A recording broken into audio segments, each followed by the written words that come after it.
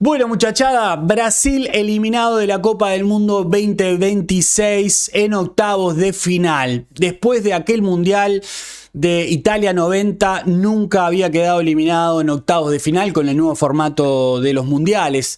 Y bueno, después de tantos años nuevamente queda eliminado en estas instancias, pero ya nos sorprende igual lo de Brasil y de quedar eliminado prematuramente, ¿no?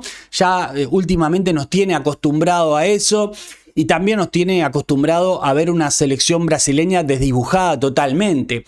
Lejos, la sombra de aquellas selecciones con grandes figuras, con grandes planteos, con el juego bonito, no le queda absolutamente nada a Brasil. Yo hace un tiempo hice un video reaccionando a aquel amistoso entre Francia y Brasil, donde Francia le gana a Brasil con un hombre de menos, y yo dije, Brasil se cae a pedazos, y no me equivoqué, Brasil se cae a pedazos y encima trae a un técnico como Ancelotti, que si bien es un técnico bicho, si bien es un técnico que lo ha ganado todo a nivel de clubes, que sacó a aquel Real Madrid que no jugaba nada, campeón de la Champions. Pero claro, esto es diferente, una selección brasileña donde no tiene grandes figuras, donde no tenés todo el caudal capaz que de jugadores que podés tener en el Real Madrid, donde la figura más sobresaliente es la de Vinicius Junior, es lo único que coincide con aquel Real Madrid, pero después, claro, después merma en muchas líneas y más en el ataque de esta selección brasileña que sinceramente está lejísima de ser aquellos planteles que brillaban. Pero más allá de la figura, más allá del juego bonito, a mí lo que realmente me sorprende es el planteo que hace Ancelotti ante Noruega, que si bien era una selección a tener en cuenta y más con su delantera, principalmente la de Haaland, que lo había hablado el otro día, ¿no? Que Haaland iba a ser un problema para esta defensa brasileña.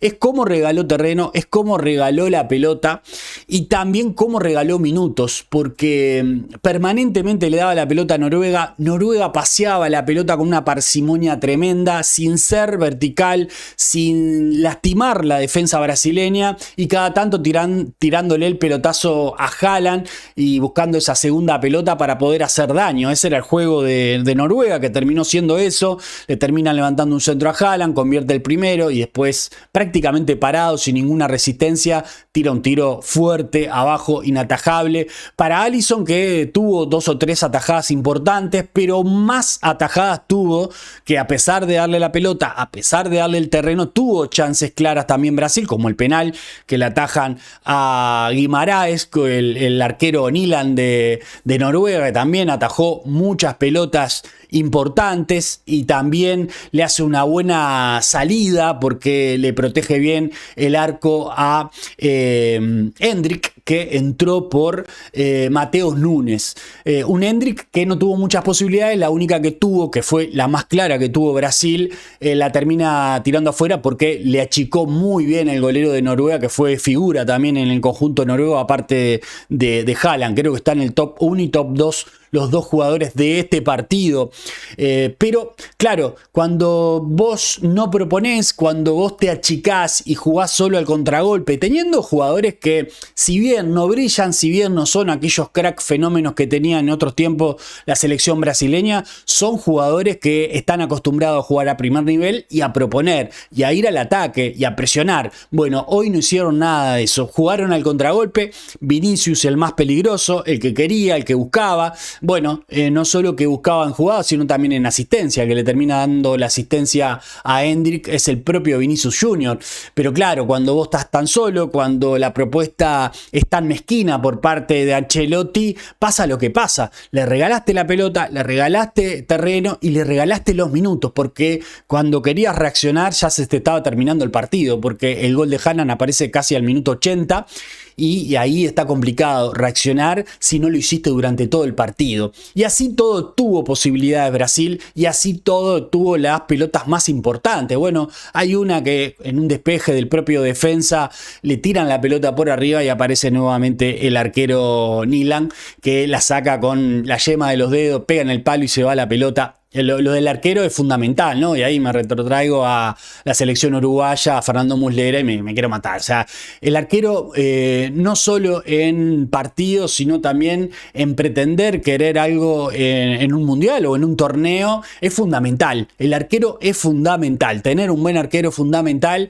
Y bueno, hoy fue la figura ante Brasil, ante esta selección mezquina de Brasil, que bueno, Ancelotti vino a hacer su juego. Creo que una vez que lo fueron a buscar al técnico italiano, sabían de lo que iba a hacer con esta selección brasileña y plasmó lo que plasmaba con el Real Madrid, lo hizo con esta selección brasileña, pero claro, enfrente tenían a una selección noruega donde Haaland, que tiene un promedio de gol altísimo, que es muy complicado contenerlo, y también un arquero Nilan que se ha destapado y ha sido figura durante todo este campeonato del mundo.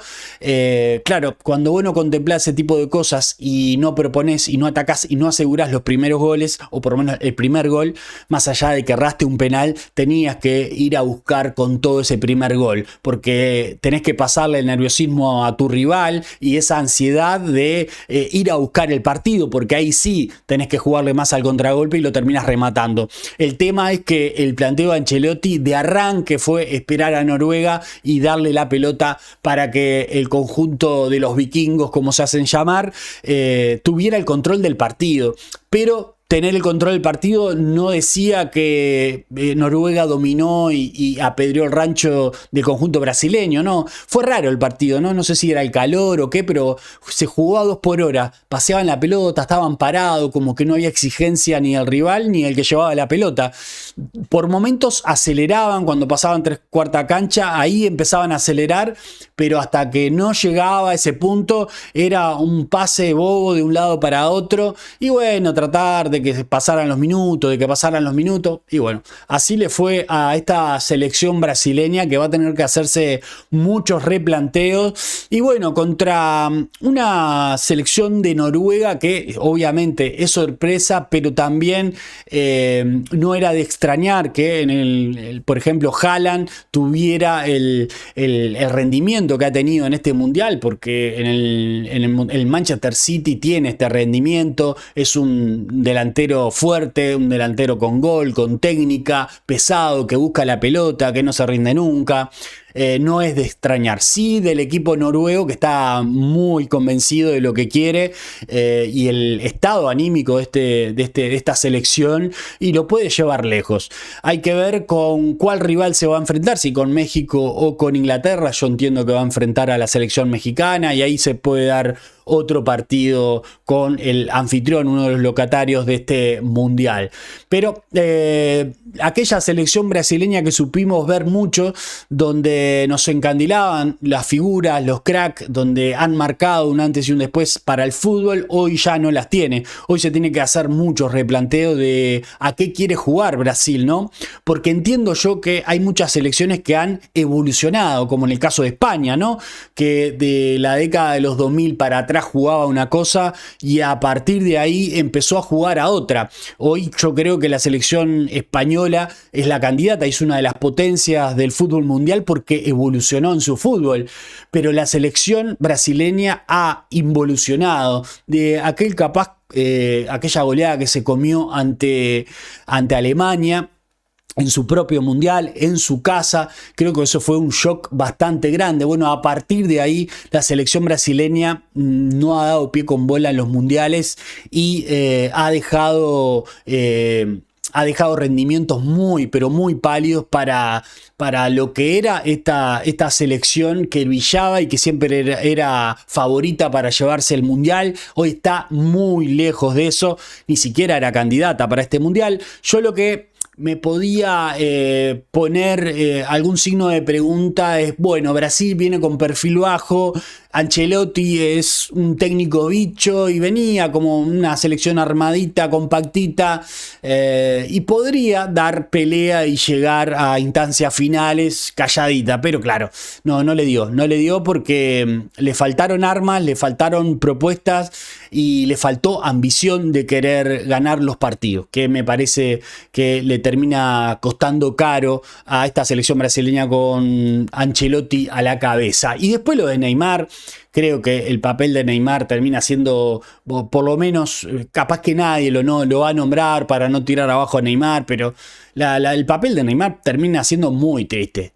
Parece un jugador de papi fútbol. Yo creo que haberlo traído a Neymar de vuelta no fue lo correcto. Entra estos últimos minutos donde no apareció absolutamente en ninguna parte o por lo menos en alguna jugada importante del partido. Termina así convirtiendo el penal, pero ahí ya lo personalizó con el arquero de Noruega. No sé, me dejó una imagen muy pálida, aquella imagen que supo dar en su momento Neymar cuando estaba en su plenitud del fútbol. Creo que ya está más para el retiro con 34 años que para seguir en su carrera futbolística, por lo menos a este nivel. Creo que a partir de ahí también tiene que hacer una renovación la selección brasileña, que aparte buscó la fricción, pegó una patada con impotencia. Ya es un jugador que está más para el retiro que para otra cosa. Bueno, cuando no se tienen tantas figuras y cuando se apuestan a figuras que ya están